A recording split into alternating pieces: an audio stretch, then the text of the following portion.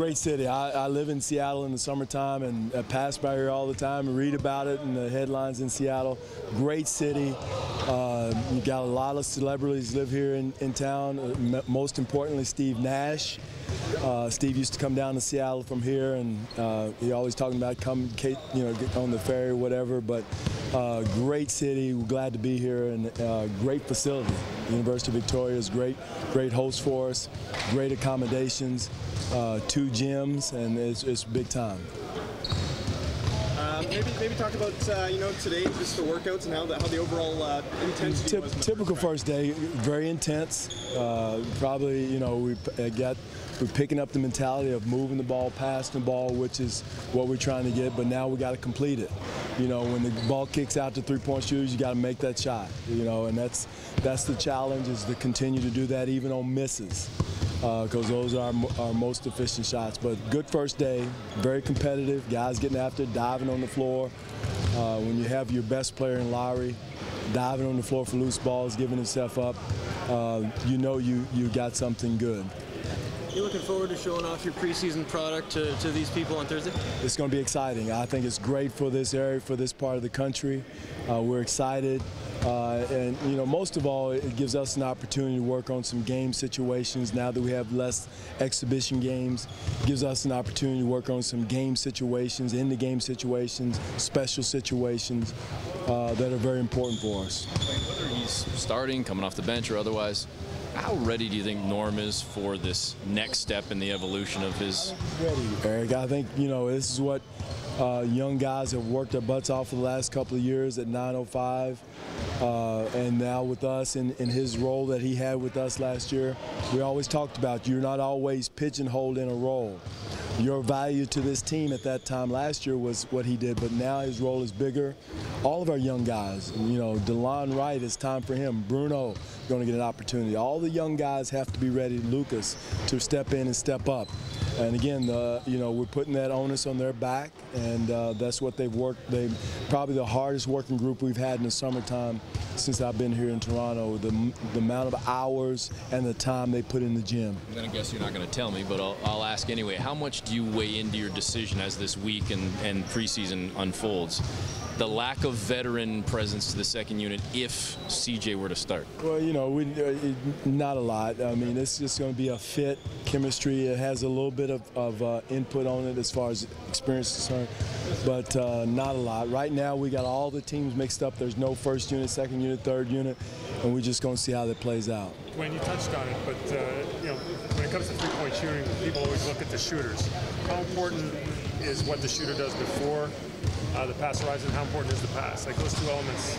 The most important thing is the pass, Michael. On time, on target, zip passes. And how you do that is working on that every day. I know it sounds elementary, like elementary school practice, but we're working on zip passes in practice, putting it on target. Even in shoot around, if you're not loose yet, even warm-up drills, we want zip passes. Because again, like everything else in basketball, it's a habit.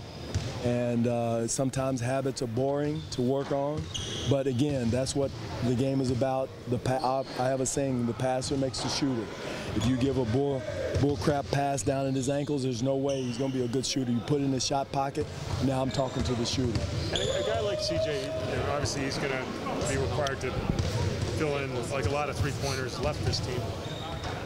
Have you noticed that he's good at finding little seams, just that timing to be open? No question. Some guys have that knack, Michael. Not only CJ, you got some guys that are always looking. Bruno has a little bit of that. Always like floating to that dead spot, that dead three-point spot behind the defense, and CJ has that. A lot of that come from his days in Utah with Jerry Sloan.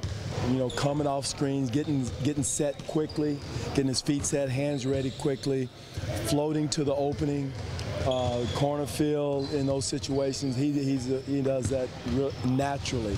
And Bruno has that knack too. And some players, it comes a little bit later, but CJ is going to be a good floor spacer As is, I really believe that a guy like Bruno can be that for us too. If this team's going to take, say, 5 or 6 more threes a game, where would they come from?